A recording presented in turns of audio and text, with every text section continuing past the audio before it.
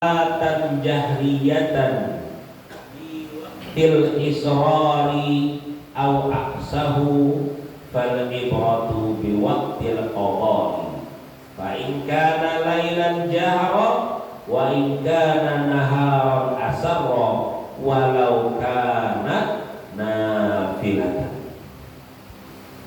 Kalau misalnya kita mau mengqadha salat, sholat subuh pas ketiduran karena kecapean semalaman, habis maulidan, habis simpul-simpul segala macam, jam 2 malam karena ceramahnya sampai jam 1 baru selesai. Akhirnya jam 2 pulang ke rumah, setengah 3 baru bisa tidur, gak ada lagi kedengaran suara azan. Kecapean, jam 7 baru bangun. Lalu dia mau sholat subuh dalam keadaan waktu subuh sudah habis. Bagaimana kalau dia mau sholat ini? Apakah orang ini tetap disunahkan membaca dalam keadaan nyaring? Karena tadi disebutkan sholat subuh itu sunnah kita bacaannya itu nyaring. Kalau misalnya dia dalam keadaan sudah habis waktu subuh, sudah terang harinya, maka ini tidak lagi disunahkan bacanya, tapi bacanya dalam keadaan pelan.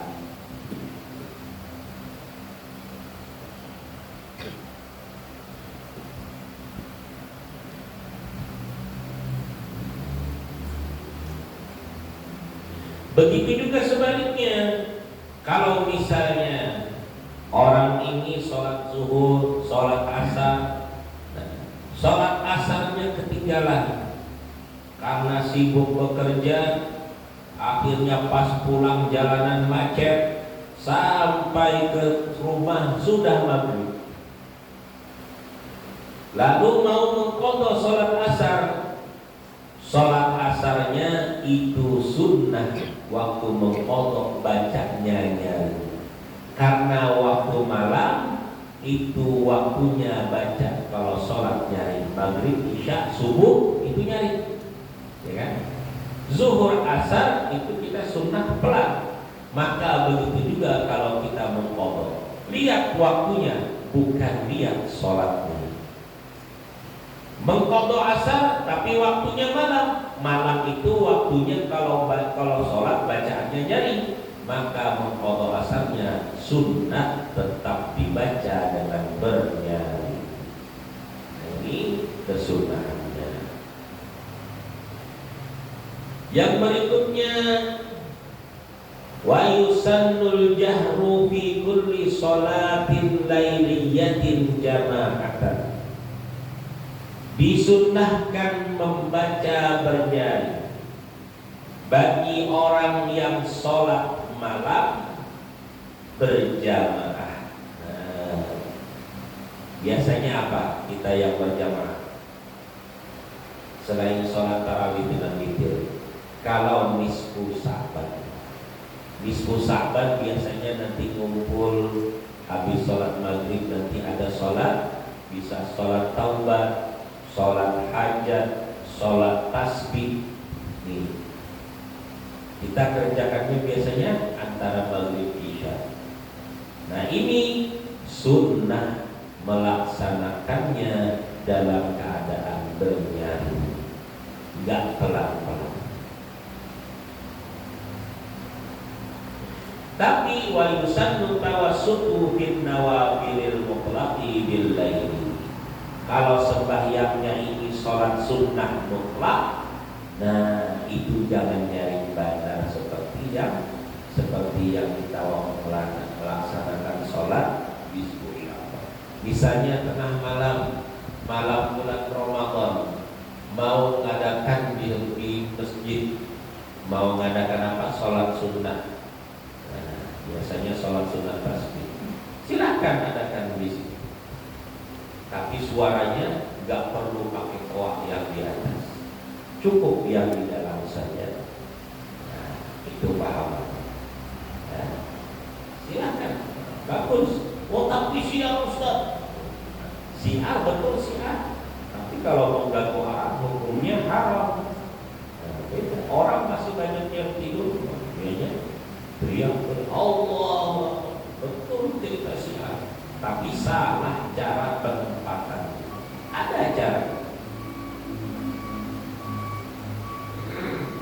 Bukan cuma itu, disebutkan di dalam kitab, kalau misalnya kita ini lagi sholat atau kita lagi baca Quran, kemudian karena kita sholat, karena kita baca Quran, ada orang yang sedang tidur terganggu dengan sebab bacaan Quran kita, maka kita kena hukum haram.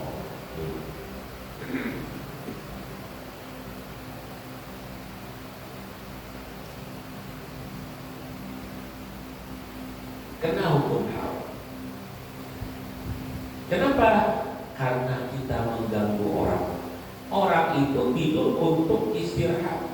Dengan kita ganggu dengan suara kita, meskipun itu suara yang kita lakukan untuk ibadah, tapi karena mengganggu orang bisa dihukumkan haram.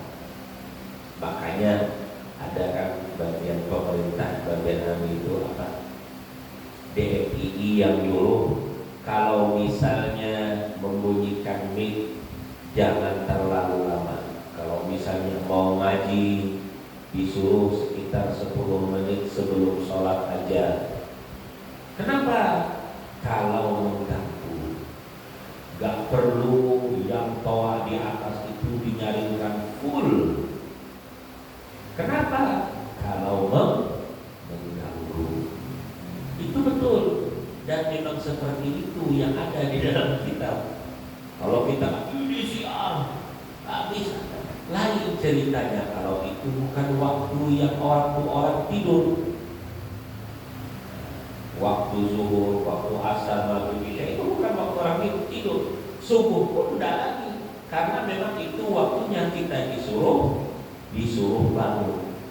Tapi kalau misalnya malam Ramadan sudah jam 10 malam, tetap baca Quran pakai nyaring, pakai mikrofon, pakai toa yang di atas.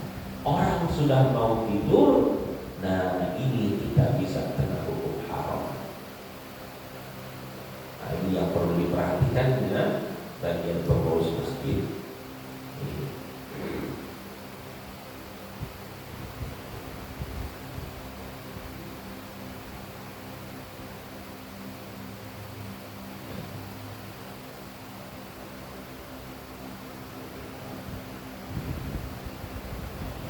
Berikutnya,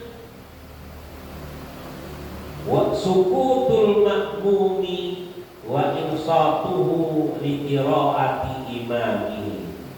Disunnahkan bagi makmum itu berdiam ketika mendengar bacaan imam. Waktu imam baca Fatihah, itu si makmum disunnahkan diam untuk mendengarkan bacaan Fatihah imam. Setelah selesai imam baca Fatihah, sudah bilang amin, baru si makmum disuruh untuk membaca Fatihah. Kalau sudah selesai baca Fatihah, imam masih belum selesai baca ayat, nah, jangan disibukkan dengan yang lain. Sunnah untuk mendengarkan bacaan imam. Ini cara. Tapi Ustaz, bagaimana kalau bulan puasa sholat tarawih? Kalau misalnya imamnya laju, baca ayatnya cepat. Kalau misalnya habis baca amin baru baca Fatihah, jelas sudah terlambat baca Fatihah, belum selesai baca Fatihah, imam sudah hukum. Baru bismillahirrahmanirrahim, alhamdulillahirabbil alamin, arrahmanirrahim, maliki yaumiddin, Allahu akbar, imam sehukum. Nah, ini Imamnya model Rossi 120 di tikungan. Lanjut. Bagaimana kalau ada ketemu imam kayak gini? Nah, boleh kita membaca Fatihah ketika imam baca Fatihah juga. Tapi jangan sampai duluan kita selesai baca Fatihah dari imam. Jadi misalnya imam sudah ghairil maghdubi alaihim waladdallin. Nah, kita jangan juga sampai di situ atau duluan kita. Kita baru sampai ihdinas siratal mustaqim. Apa? Terus gimana kalau sudah gitu? Imam waladdallin, kita baru ihdinas siratal mustaqim. Waladdallin imam, tetap kita sunnah membaca amin. Wa ihdinas siratal mustaqim punya kita. Imam waladdallin, amin. Baru kita sambung punya kita siratal ladzina an'amta 'alaihim ghairil maghdubi 'alaihim waladdallin, amin. Baru selesai bilang amin. Imamnya sudah Allahu Akbar, ruku dari imamnya. Nah, itu caranya. Kenapa? Kalau misalnya nggak gitu, jelas terlambat. Jadi ada caranya. Kalau misalnya imamnya cepat, bacaannya laju, boleh kita membaca Fatihah bersamaan dengan imam, tapi jangan sampai duluan kita selesai baca Fatihah dari imam. Disunnahkan lagi qiraatul Fatihati lil ma'mumi ba'da takmini. Nah, kita sebagai makmum itu disunnahkan. Nah, ini tadi yang disebutkan, baca Fatihahnya setelah membaca Fatihah imam. Setelah bilang amin, nah, baru baca Fatihah. Itu sunnahnya. Berarti kalau misalnya dalam keadaan imamnya laju, terus kita baca Fatihah bersamaan dengan imam, bolehkah? Boleh, bukan tidak boleh. Karena membaca Fatihah sesudah imam, Fatihahnya si imam itu hukumnya sunnah, bukan wajib, bukan harus. Kalau misalnya bacanya habis imam bilang baca Fatihah baru kita baca. Kalau nggak gitu malah nanti kita batal sholatnya. Enggak batal sholat kita kalau kita berbaca bersama dengan imam. Tapi kalau untuk sholat biasa janganlah dilakukan. Tapi kalau misalnya kayak tarawih boleh. Kesunahan berikutnya tatlilul rak'atil ula 'ala tsaniyah, ay tatlilul qiraati faqat. Disunnahkan bagi orang yang sholat sendirian atau yang jadi imam, rakaat pertama ayatnya lebih panjang daripada rakaat kedua. Nah,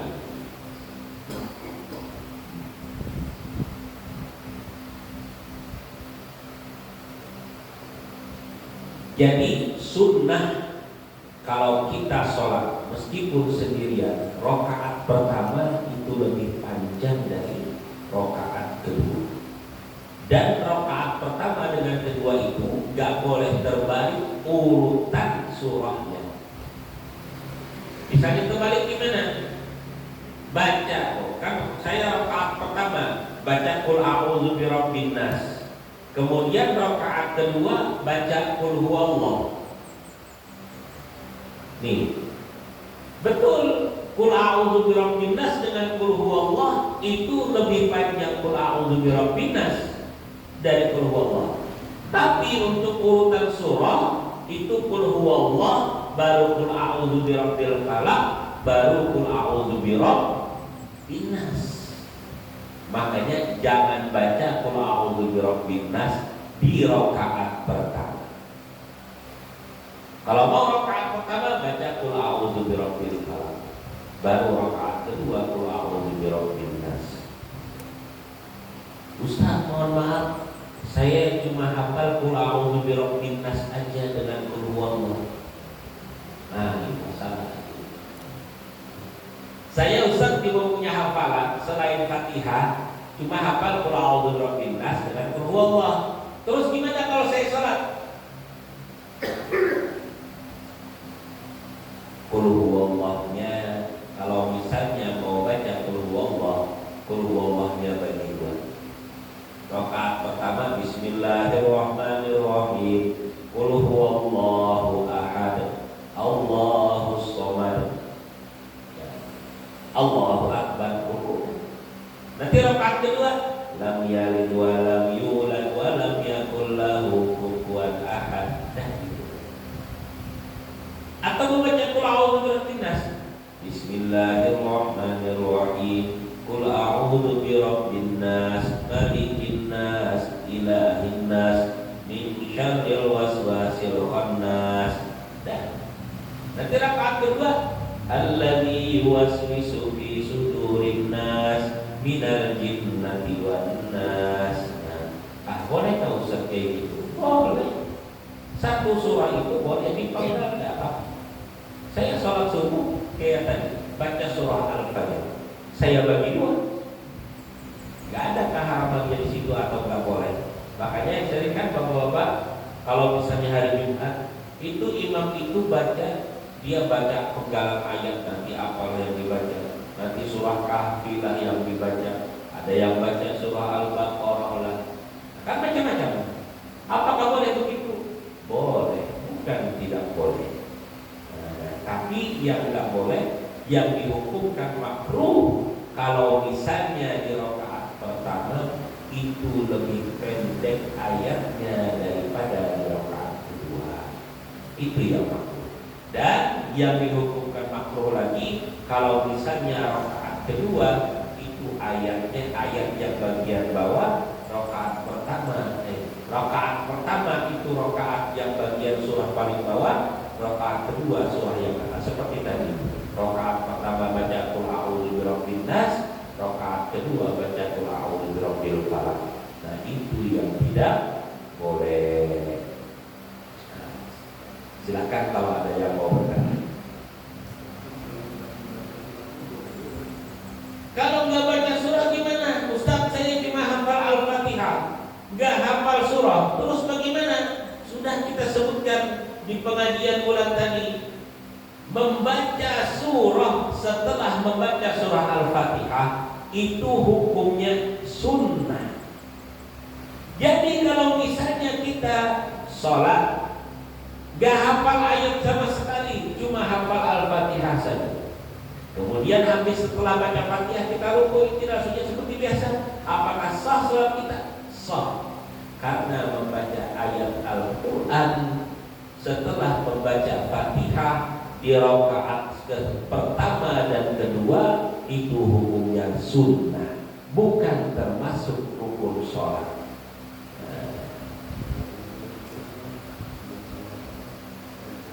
Nah, ini pun sudah kita sebutkan dulu, mungkin pengajian 3 bulan yang lalu kan. Terus bagaimana kalau misalnya ada orang yang baru masuk Islam, Pak, sudah sampai waktu sholat, dia belum bisa hafal Fatihah, apa yang dia baca? Terserah dia mau baca apa. Dia cuma baru bisa bismillah, baca bismillahirrahmanirrahim, bismillahirrahmanirrahim 7 kali. Atau dia nggak bisa juga masih bilang bismillah, cuma bisa bilang apa? Misalnya cuma baru bisa bilang Allah, Allah, Allah, Allah, Allah, Allah. Dihitung kira-kira Fatihah itu berapa lama? Nah, seperti itu juga. Kalau dia imam ya bacanya Allah, Allah. Karena dia nggak bisa dapat. Kalau dia bisanya cuma bismillah ya baca bismillah aja, baca sebanyak 7 kali.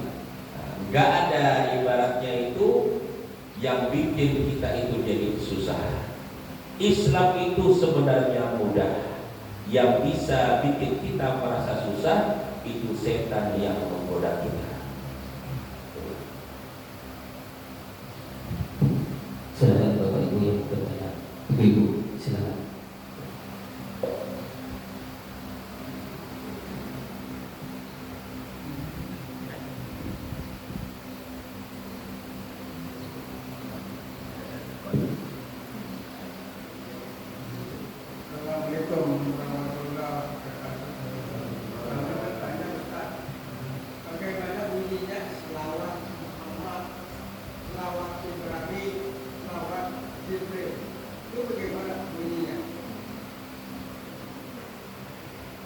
Kalau salawat Ibrahim ya, itu yang sering kita baca ketika tahiyat. Itu salawat Ibrahim ya.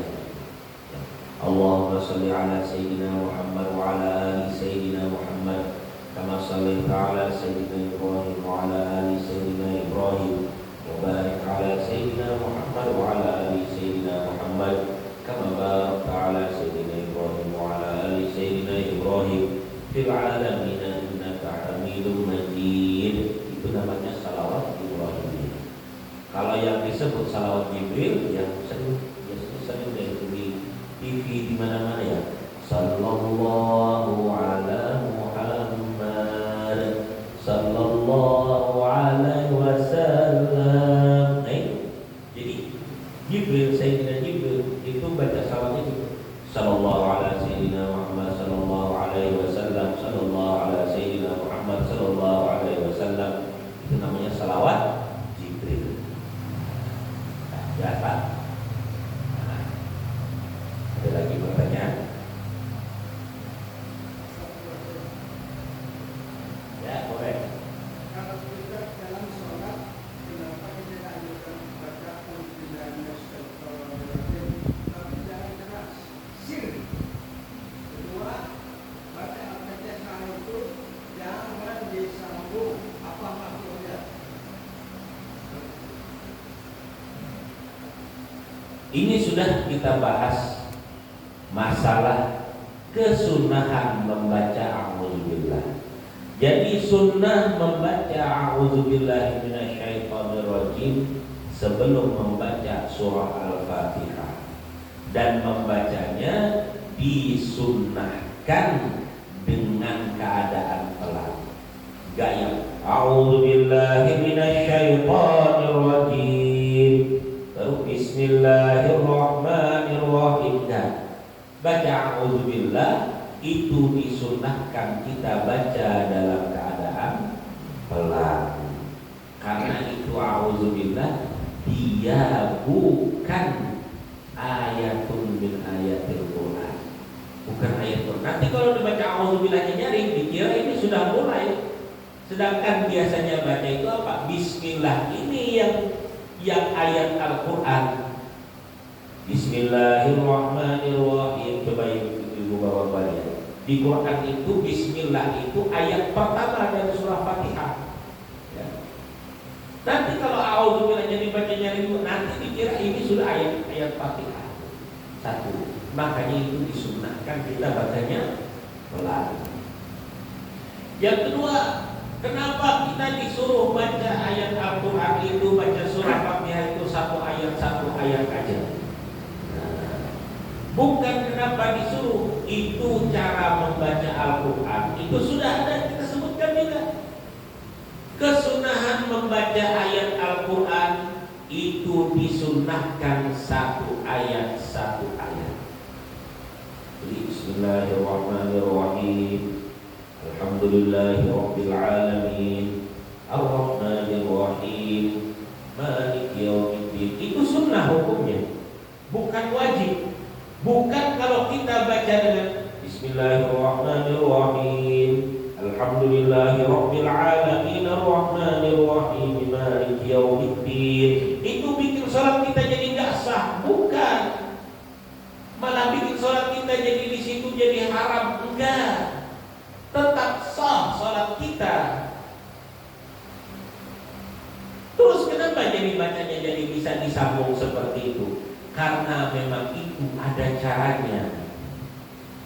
Apa gunanya caranya? Jadi ada seperti itu, biar kalau misalnya ada kita sholat, yang sholat itu diperlukan cepat, maka bisa kita sambung. Kalau misalnya nggak sambung, bagus. Kayak model itu ke Masjidil Haram, meskipun sholat tarawih tetap satu ayat. Coba silakan lihat di Masjidil Haram, kan sekarang TV ada. Pasti bacanya satu ayat. Kenapa di sana bisa sholat tarawih 2 jam? Ada yang 2 jam setengah. Tapi semua makmumnya ridho dan semua senang sholat di sana. Kalau di sini Mau seperti itu 2 jam salat tarawih, paling cuma 3 imam dengan yang tukang salawat. Hilang semua. Benar ya? Berlama. Kalau di sana beda. Jadi perlu kita lihat keadaan sepertinya di sini bagaimana. Kalau keadaannya memang orang suka, silahkan lakukan. Kalau misalnya itu memberatkan orang, nah jangan dilakukan. Kalau salat wajib, wajar kita pakai standar 1 ayat. Tapi kalau di tarawih di sini, nah kemungkinan hilang nanti makmum kalau misalnya kita baca seperti itu. Jadi orang yang namanya orang yang adil, orang yang dia bijaksana, dia bisa menempatkan mana yang bagus yang dilakukan untuk bisa tempat. Bukan mementingkan punyanya aja, egonya aja ya dipentingkan, meskipun itu bagus. Makanya sesuatu yang bagus belum tentu itu bisa dibawa ke masyarakat, karena kita tidak tahu bagaimana keadaan masyarakatnya. Makanya Sayyidina Jabir itu pernah ada sahabat Rasulullah itu Mu'az, bukan Sayyidina Jabir. Sayyidina Mu'az itu sholat Isya yang dibaca Al-Baqarah, surah Al-Baqarah yang dibaca. Jadi makmum di belakang ini akhirnya ada yang mufaraqah, tidak mau ikut dengan Mu'az. Kenapa lamanya ini? Terus yang mufaraqah ini sudah selesai, kamu sebaik sendiri aja dah. Kalau ikut saya Mu'az, ini 1 jam nggak selesai yang dibaca Al-Baqarah. Keluar, sudah selesai, sudah salam. Ada yang bilang, Mu'az itu si Andre itu dia juga mufaraqah, sholat sendirian dia. Kata Mu'az, dasar orang munafik ini. Langsung saya bilang, Mu'az datang ke Rasulullah, mau ngadu dengan Rasulullah. Ini yang mufaraqah tadi ini, dia penggembala kambing, dia pun datang dengan Rasulullah, ngadu dengan Rasulullah. Kata Sayyidina Mu'az, ya Rasulullah, ini orang ini yang dianya waktu sholat dengan saya timbul mufaraqah, gak mau sholat berjamaah. Terus kata yang penggembala yang mufaraqah tadi, ya Rasulullah, itu Mu'az dia baca ayat Al-Baqarah, lamanya berapa jam baru selesai, sedangkan aku ini banyak urusan.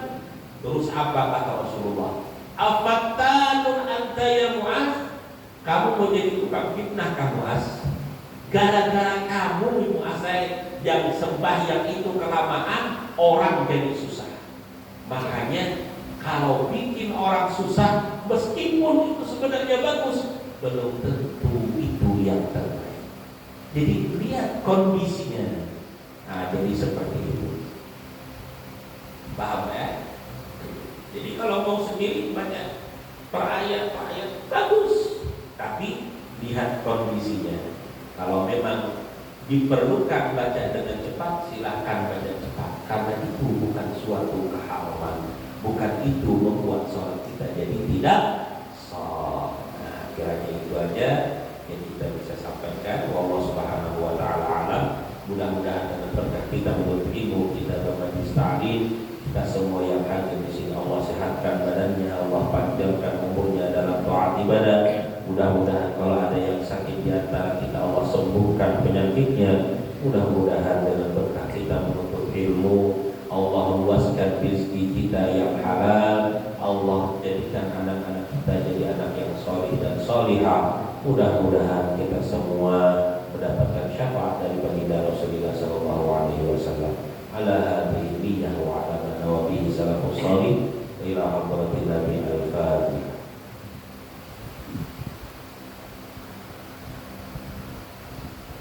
Amin. Bismillahirrahmanirrahim. Alhamdulillahi rabbil alamin. Wassalatu wassalamu ala asyrafil anbiya'i wal mursalin sayyidina wa maulana Muhammad wa ala alihi wa sahbihi ajma'in. Allahumma fa'ala bima 'allamtana wa 'allimna ma yanfa'una wa zidna 'ilman.